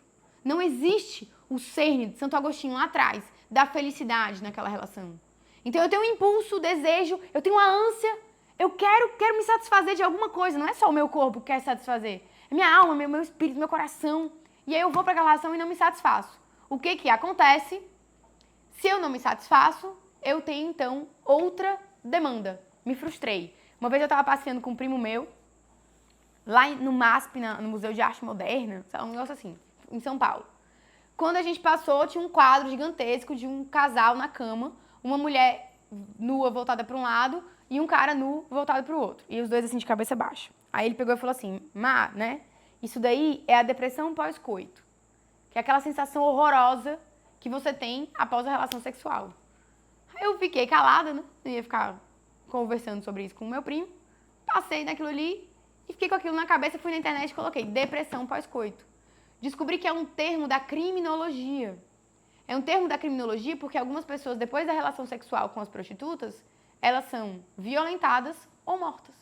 Então eu tenho um pico de euforia, um desejo gigantesco de satisfação. Tenho a satisfação venal ali, sexual, genital, mas não tenho outra satisfação.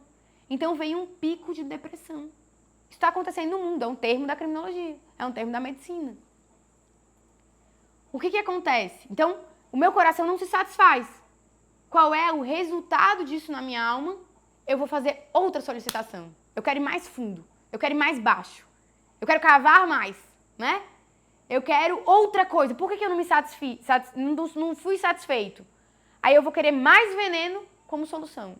Não, é porque... Aí chega o garotinho de 15 anos de idade. Já vi isso, ó, muitas vezes na minha vida. Chega o garotinho de 15 anos de idade, olha pra menina e diz assim, olha, não tô satisfeito. Acabou lá, fez tudo o que queria, se esbanjou, a maior esbórnia do mundo. Fez o que queria com a menina, filha alheia. Olhou pra ela e disse, olha, porque não tá tão legal com a gente. Você tem que se esforçar mais, né? Você tem que ser melhor. Você tem que fazer uma performance melhor pra me satisfazer. É porque eu acho que você tá muito gordinha. É porque eu acho que você não é boa o suficiente. Então essa humilhação acontece de um lado pro outro. Tanto a menina que pode fazer com o menino, que você não é tão bom assim não. Como o menino pode fazer com a menina.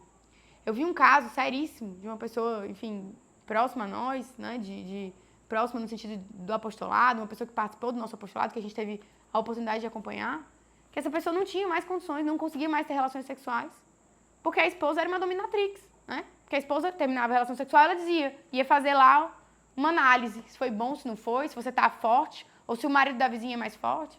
Isso vai pirar a pessoa completamente. Então, eu preciso ter, né, dentro das concepções, né, que essa demanda Essa demanda, quando o sexo não é realizado da maneira como é para ser realizado, essa demanda constante, ela vai tornar o meu coração completamente atribulado, confuso, né? Então eu vou me tornar escravo de um tirano muito chato, de uma criança muito mimada. Ela quer isso, depois ela quer uma homenagem, depois ela quer outra pessoa, depois ela... Você tá vendo isso na conversinha da Globo. Você tá vendo, se você bota 2 atores da Globo pra conversar, com 3 segundos eles estão falando disso. Que tem que trazer outra pessoa, que tem que abrir o relacionamento, que tem que fazer nudes, que tem que fazer ensaio fotográfico nu, que tem que usar brinquedinho, abertamente na sua cara. O que é isso? Desejo não satisfeito. Desejo de quê, minha filha? Desejo de ter uma relação completa, plena, onde Deus, de alguma forma, está inserido naquela relação. E porque Ele está inserido naquela relação, seu coração encontra felicidade. Aí vai você se entregar para um menino de 15 anos de idade, que não tem maturidade nem física, nem espiritual, nem psíquica, nem nada, de nada, que não lhe ama. Porque o amor verdadeiro, ele está baseado na perspectiva de que eu quero que aquela pessoa vá para o céu. Como é que eu posso dizer que eu amo uma pessoa e eu vou colocar em jogo, por causa de uma relação, a eternidade daquela pessoa? Ah, pelo amor de Deus, você quer enganar quem? Né? Não dá. Então, o que acontece? Toda a nossa vida vai virar uma demanda, uma tribulação, uma confusão. Eu vou passar o tempo inteiro me mantendo em servidão, atento aos desejos, né? Enfim, a tudo aquilo que... E aí, ao contrário do que as pessoas vão dizer, ah, Marília, vocês são muito puritanos. Não, eu quero a sua satisfação dos desejos reais. Eu quero que você goze plenamente da relação sexual. Eu quero que você pare de ser enganada pela comida sem sabor do diabo, né? Pela depressão pós-coito. Aí o que acontece? Além disso, existe uma realidade na castidade, que é a questão da pornografia, que é a questão, né, de você hoje ter um imaginário completamente jogado na lama por causa das questões pornográficas. Eu não estou falando só da pornografia, daquele vídeo espúrio e nojento que você coloca lá na locadora, num quartinho pequenininho. Não é só isso, não, né? Eu estou falando de toda a pornografia. Pornografia audiovisual, de áudio, né? Um dia desse eu tava aqui, o pessoal aqui no meu sítio, na frente do meu sítio, ouvindo a música. Eu quero te possuir, o tempo inteiro. A música, eu quero te possuir, senta não sei aonde. Por que tratar o sexo de uma maneira obscena? Uma pessoa que se chama de malvadão na relação sexual. Gente, será que eu tô errada? Será que eu tô errada? Não é possível.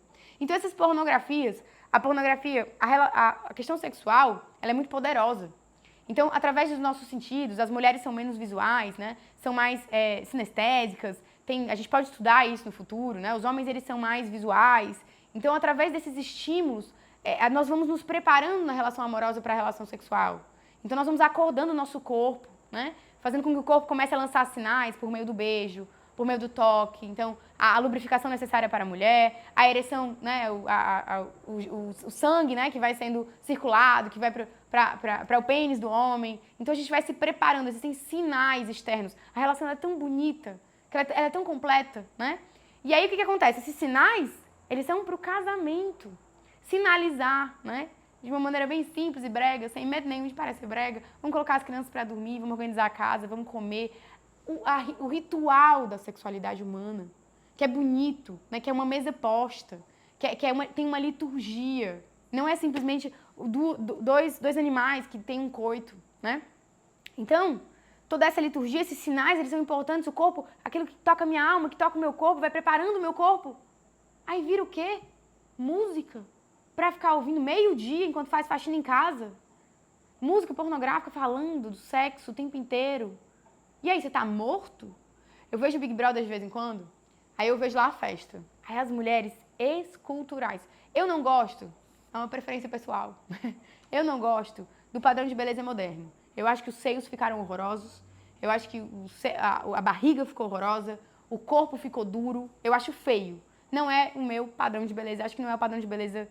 Existe um padrão de beleza, não é um padrão de beleza aquilo. Eu acho que as curvas femininas, eu acho que a beleza feminina, a delicadeza feminina foi perdida por meio de procedimentos estéticos, a academia muito exagerada, ficou andrógeno demais, ou ficou masculinizado demais, ou ficou sexual demais, evidente demais, eu acho feio.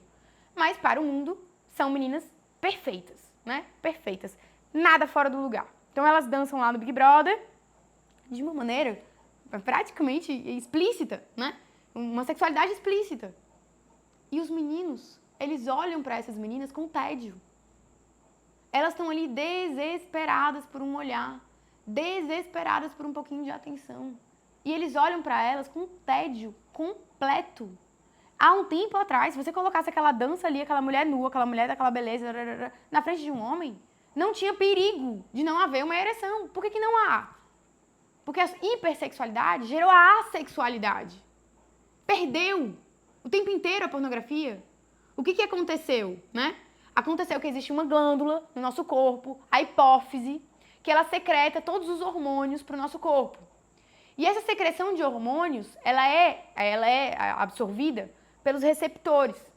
Então, nós temos ali, quando a gente tem os sinais sexuais, né, os sinais, meu marido, um toque, um beijo, a conversa, né, o momento. E aí, meu corpo começa a se preparar. Então, eu recebo ali a dopamina, recebo ali os outros hormônios da sexualidade e tal, não sei o quê. E os meus receptores, eles absorvem esses hormônios, né?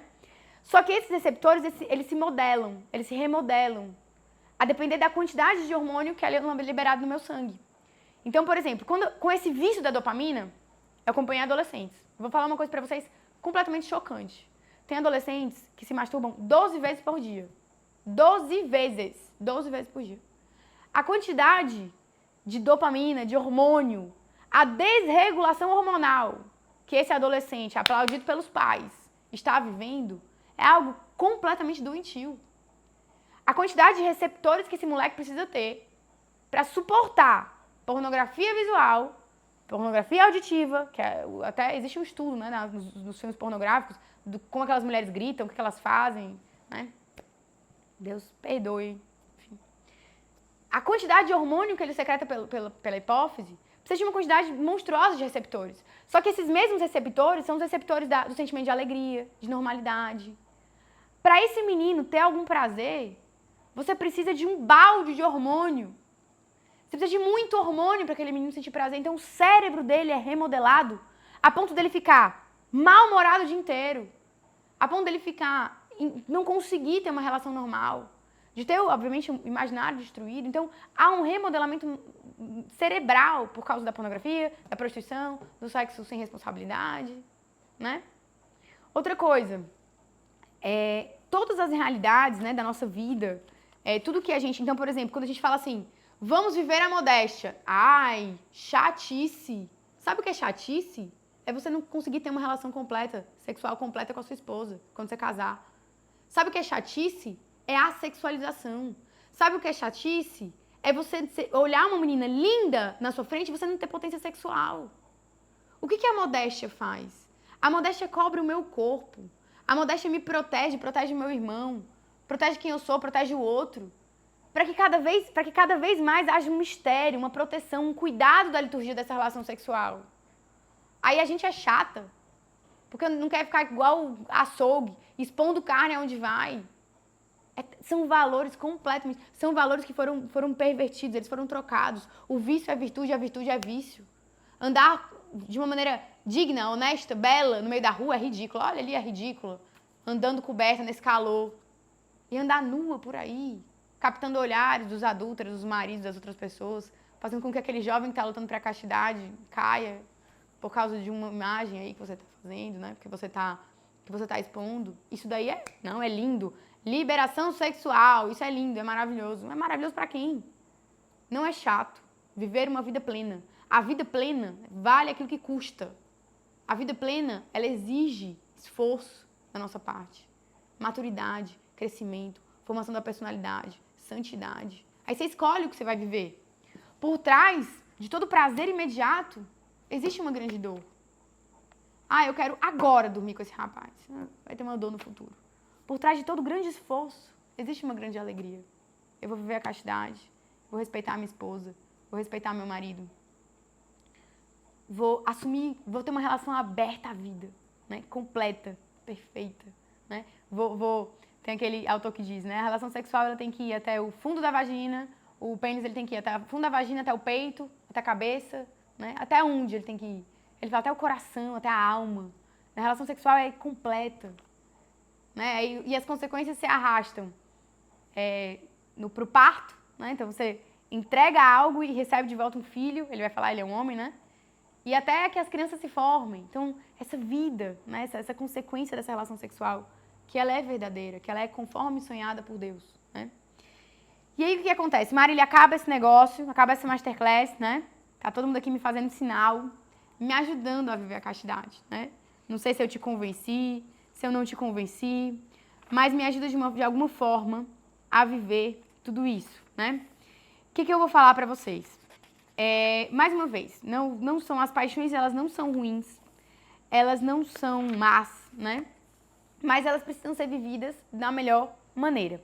O que acontece? A primeira coisa para viver a castidade é a decisão, mesmo que uma decisão não tão esclarecida. Como eu disse para vocês, a primeira vez que eu decidi viver a castidade, eu decidi por dócil obediência. Então a minha igreja hoje chegou para mim e disse assim, viva a castidade, Marília, né? A gente diz assim, né, lá no Shalom, que a pessoa quando ela quer realmente a Deus, eu quero ver Deus, igual a Santa Teresa, né? Eu quero ver Deus, eu quero ver Deus. Quando ela quer ver Deus, você fala assim, você quer mesmo ver Deus? Então vem pra missa. Aí a pessoa diz, ai não, quero não. Então você não quer ver Deus, né? Então, se eu quero ver Deus, então vá viver a castidade. Então, decisão. Hoje, romper, derrubar a ponte na tua vida. Arrancar a porta de quarto. Ficar sem celular. Nós vivemos 2000 anos sem celular. Pode viver mais uns mesezinhos aí sem celular. Se você adultera, inclusive, se você tem um marido adúltero dentro de casa, uma das combinações é fique sem celular. Ai, mas se ele ficar sem celular, eu não sei como é que eu vou falar com ele pra saber se ele tá chegando. Dane-se. Melhor ter um marido acidentado, aí até parece que a tua ligação vai impedir que ele se acidente. Né? Tire o celular do seu marido, tire mesmo. Não consegue? Ah, mas é porque o fulano do meu trabalho tá me mandando mensagenzinha. Mulher, tira teu celular. Pega teu celular e fala assim, ó, tá aqui meu celular. Quer vender? Pra comprar comida pra dentro de casa? Né? Então, queime as pontes. Queime tudo. A porta do quarto, o celular, a televisão. Tem um amigo maravilhoso que viu os filhos adolescentes definhando por causa de série do Netflix, viciados, irritados, quando ele desligava, pegou um controle remoto, tacou na televisão e disse, aqui nessa casa não tem mais televisão. Tirou a televisão, pegou um altar, colocou o nosso Senhor Jesus Cristo ali no meio da sala e tá assim até hoje. Então seja violento na sua decisão. Primeira decisão, eu quero, né? E você não vai conseguir se você for fraquinho, se você ficar barganhando, conversando com a tentação, né? Segunda coisa, aderir à modéstia é muito importante, porque a modéstia, ela é justamente essa percepção, né, de que eu sou, como São Paulo dizia, membro do corpo de Cristo, eu sou o templo do Espírito Santo, existe uma sacralidade. Então ela é um sinal externo de que eu estou começando a entender essa sacralidade do meu corpo, esse lugar teológico que é o meu corpo, esse sacramento da alma, né? Então eu tô passando da visão só material para uma visão mais espiritual. Eu tô sendo mais caridosa, né? Eu tô agindo ali de alguma forma sem vaidades, sem afetações, evitando determinadas curiosidades levianas, né? Eu tô sendo um pouco... A modéstia, ela me traz essa capacidade de mortificar o meu corpo, né? Que o princípio da modéstia é esse. Eu vou mortificar aqui o meu corpo. Não é pra você ficar linda, maravilhosa. Eu vou mortificar aqui mesmo, por amor aos meus, por amor aos outros, né? Isso é muito importante. Então, decisão pela castidade. Depois disso, eu vou viver a modéstia. Depois eu vou começar a fazer pequenos sacrifícios. E aí, quando eu falo para vocês fazerem pequenos sacrifícios, o mundo inteiro do cancelamento vai começar a se levantar. Mas sem isso, quando nos roubam isso, quando o mundo, naquilo que o mundo é mais feroz, é porque aquilo é mais poderoso. Então, quando eu falo para vocês sobre sacrifício e o mundo inteiro torce o nariz, pode ter certeza porque aquilo é uma realidade extremamente poderosa, né? Então, como são esses pequenos sacrifícios? Como eu disse para vocês, desliga a série do Netflix, abandona determinados vícios, começa a fazer determinados sacrifícios simples. Por exemplo, né? Quando eu era menina, eu fui a uma freira cordemariana. Tava lá no retiro, aí comentei com ela, né? Eu tenho lutado em relação à castidade. Aí ela falou assim, minha filha, eu vou te dar um terço das pérolas. Vou te ensinar a rezar o terço das pérolas. Aí ela pegou um potinho, eu ia trazer o potinho pra vocês. Pegou lá um potinho, né? Abriu, tinha lá um colarzinho de pérolas. Eu fiquei sem entender, né? Que terço é esse? Reza por onde e tal, não sei o quê. Não, minha filha, é o seguinte.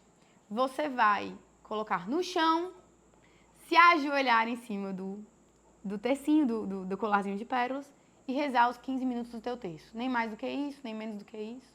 De uma maneira bem singela e simples.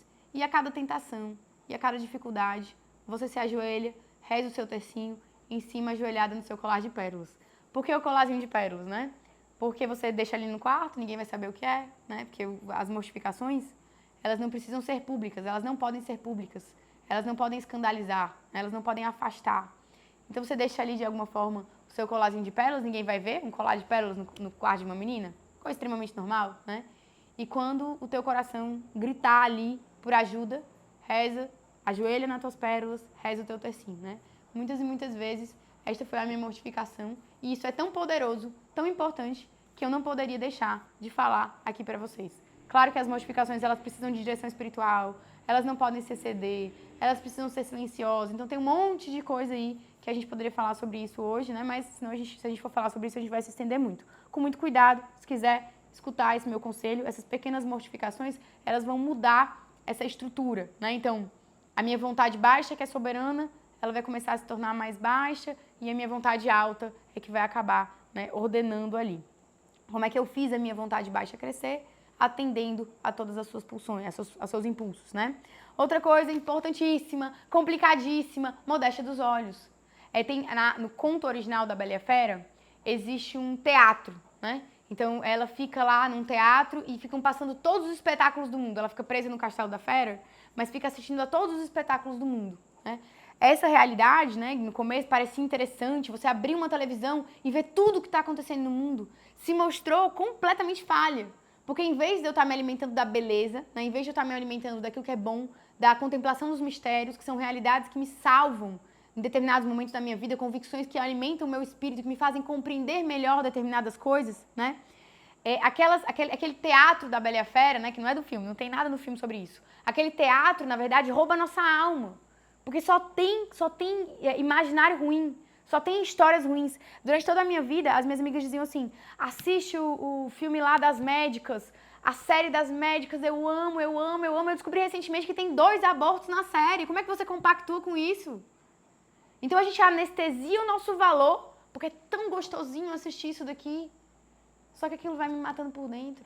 Vale a pena? Vai trabalhar, vai construir alguma coisa, vai gravar vídeo pro Instagram, vai ler, vai melhorar a tua vida, porque uma das coisas mais importantes é que quando você vive a castidade, a tua energia, a tua presença, elas vão para outra realidade na tua vida. Você tem que estar trabalhando, não se esfregando no seu namorado dentro de casa. Você precisa casar. Você tá pobre, tá sem dinheiro, você tá perdendo tempo. Você precisa trabalhar, precisa estar presente naquilo que você faz, fazer as coisas com esmero, se aperfeiçoar, estudar muito. Isso vai te dar uma família, o gozo perfeito de uma relação sexual, entendeu? Então vamos lá. Mortificação dos olhos, modéstia dos olhos, curiosidade, delidã, mortificação dos sentidos, dos ouvidos, né? Eu tenho que parar de ser tão... Ó, prestem atenção. A gente precisa ter um corpo ereto, a gente precisa ter cuidado com os nossos movimentos, a gente precisa ter cuidado com o que a gente fala o tempo inteiro, a gente é muito barulhento.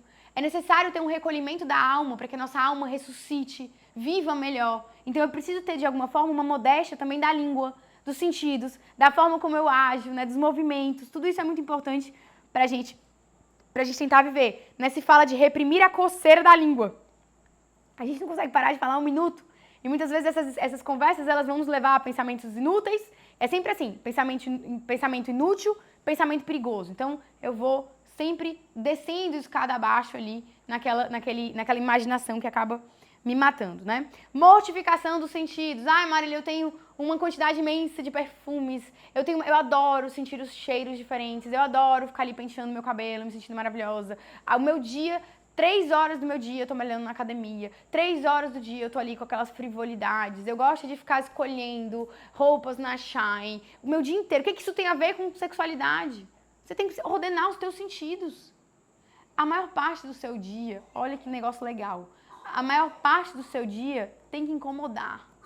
A maior parte do seu dia é sapato apertado para no final do dia tirar o sapato, sentir o alívio. A maior parte do teu dia é sofrimento. Disseram para essa geração que a gente está aqui que a maior parte do dia é viver. Por isso que eles não conseguem trabalhar. Não conseguem ficar dentro de uma empresa, não conseguem ficar dentro de um banco. Porque aperta, quando foi que trabalho, faça aquilo que você ama, não vai adiantar. A demanda dos sentidos vai continuar pedindo. Você está aqui fazendo o que você ama, eu estou adorando estar aqui, mas está cansativo também. E daqui a pouco vai estar mais, daqui a pouco vai estar mais. E o que vai ordenar o meu trabalho é a minha decisão. O sapato tem que estar apertado, tem que ter incômodo. Mortificação de sentidos, né? O que mais? Mortificação da imaginação e memória, né? E aí essa parte é muito importante, eu prometo que já vou acabar. Mortificação da memória. Marília, é para eu ser uma pessoa atrofiada em relação à minha imaginação? Não. É para você ter a imaginação correta. E se você tiver a memória e a imaginação correta, o teu coração ele vai explodir, ele vai crescer em zênite, ele vai ir lá para cima. Então, o que acontece? A gente está aqui na imaginação podre. Eu tô assistindo TV Globinho, eu tô assistindo desenho, eu sou super criativa, eu assisto tudo no Netflix, tá matando a tua imaginação, tá apodrecendo a tua memória. Se você for pro lado certo, contemplação dos mistérios de Cristo, percepção da beleza da vida, contemplação daquilo que é lindo, que é belo, a civilização real, né? Aquilo que de clássico o mundo te trouxe, o de melhor, a nata da nata da nata, da percepção humana, da vivência humana, né? Das realidades sacras, muito mais do que as realidades humanas, mas as realidades humanas também. A tua imaginação ela vai ficar pura. O que vai te socorrer na hora do desespero não é mais desespero. O que vai te socorrer na hora do desespero é, obviamente, né, a esperança. A percepção de que Deus vai nos ajudar, vai nos auxiliar. Eu já vi algumas séries no Netflix e não se fala em Deus. Como é que a história que ordena a tua vida, a tua imaginação, é uma história que Deus não existe. Se acontece uma coisa ruim, você vai se acabar mesmo, não tem jeito, né? Outra coisa importante, você precisa ter organização de vida, você precisa ter agenda, você precisa parar de trabalhar com coisas muito fúteis, você precisa ter mais piedade na tua vida, então a tua vida ela precisa ser colorida de vida sacramental, de vida de oração, de horário pro terço, né? Isso aí vai te ajudar a viver a castidade. Pessoal, o nosso tempo estourou, né? Estourou realmente, mas para acabar com vocês, né? Para acabar aqui a nossa aula, eu queria dizer que esta Masterclass é só o começo. E isso não é marketing. Essa Masterclass é só um começo porque uma vez na minha vida eu escutei a minha primeira pregação. E depois disso eu escutei centenas, talvez milhares de outras formações. E vou escutar, com a graça de nosso Senhor Jesus Cristo, mais milhares de formações ao longo da minha vida. Deus quis que a educação fosse um ponto na vida do homem. Deus quis que nós fôssemos iluminados, que nós não fôssemos uma máquina, uma inteligência artificial que fosse programada ali e acabou. Ele não quer um fantoche, ele dá o espírito, que nem muitas vezes os protestantes acreditam. Ele dá o espírito e você sai falando igual um fantoche. Não é assim. A pedagogia de Deus na nossa vida é esse crescimento desse organismo espiritual que vai aprendendo por meio de convicções, que vai alimentando a própria alma, que vai agindo conforme a vontade de Deus e vai se configurando a Jesus, que vai conhecendo a Cristo por meio da vida sacramental e da oração. Então essa daqui, pessoal, é a nossa primeira formação. Você, aprendendo comigo, aprendendo com o Rubinho, aprendendo com qualquer outra pessoa, né, que esteja, obviamente, dentro da igreja, que seja uma pessoa ordenada, né, conforme a sã doutrina, tudo bem, qualquer outra pessoa. Se quiser ficar aqui comigo também eu vou adorar. Mas essa é a nossa primeira formação. O nosso apostolado ele é muito importante, ele é vital. Hoje as mulheres elas vivem a escravidão de um verdadeiro faraó, né? Elas vivem escravas lá no Egito. E é muito importante que a gente livre essas meninas da mão dessas pessoas ímpias, né? Que querem que a carne das meninas seja a carne mais barata do mercado.